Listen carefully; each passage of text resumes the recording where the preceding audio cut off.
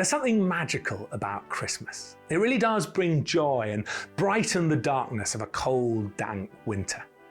And I think for most of us, that's all tied up with some of the happiest memories of our childhood. It certainly is for me. I often say that my mum's Christmas pudding is my favourite pudding of all time. And I'm sure that's partly because it's laced with a good dollop of nostalgia and happy memories. And I love carol services and nativities and trees and feel-good films and, well, I could go on. The list is a long one. And I've been thinking a lot about those things this year in particular because I'm now a dad. And it's the first time that my daughter Beatrice, who's 2, has really been able to understand and take it all in when it comes to Christmas. And I've realised that that means that we are now making those memories and traditions for her. And that got me asking, well, what do I want them to be? And on one level, the answer is just happy. I want her to have some of those same magical memories that I and many of you also have. But I'd also hope that it's more than that. And I've realised that it's so easy just to get caught up in the flow and the busyness and the buzz and the excitement of everything that the world is saying about Christmas, so that we don't have any time or space just to stop and think about what it's really all about. And obviously that stopping and thinking has been prompted for me by my reflections on what Beatrice's experience of Christmas will be. But there's something really valuable, I think, in doing that just more generally. And so I'd encourage you to do it too. Take some time now or other moments this Christmas to stop and think about what Christmas is really all about. And I've been struck that I think there are actually 3 different Christmases that are on offer in our world today. And the first is the Christmas that the shops are selling us, literally. It's all about presents and decorations and stockings and good food, just having fun, and they hope spending lots of money in their shops as we do. And there's nothing wrong with that. And we've already bought Beatrice's present. It's a doll's house and she is going to love it. I can't wait to see her face when she unwraps it. That is if we finish it on time, because, well, it seemed a good idea at the time, but we bought a DIY kit, so better get making.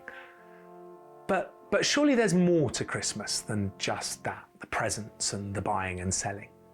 And the world would say to that question, yes, Christmas is all about family.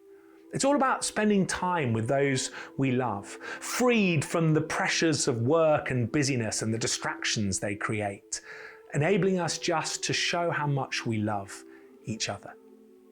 And again, there's nothing wrong with that. In fact, there's a lot right about it. Christmas is a great time to relax and enjoy the company of those we're closest to, and to share the love and joy that we have in each other.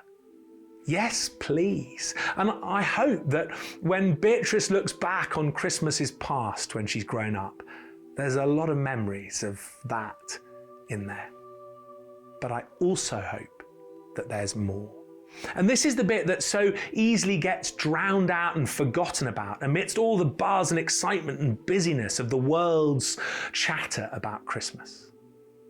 Because of course, Christmas is all about Jesus. And we know that. You don't need me to say it.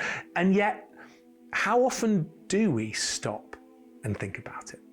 And I find myself thinking of that great name that is prophesied over Jesus by Isaiah, and then which Matthew's Gospel also reminds us of. And he will be called Emmanuel, which means God with us. And we remember that the stars and the angels and the songs aren't just there because they sparkle and look good, but because of the message and song they sung long ago on that first Christmas.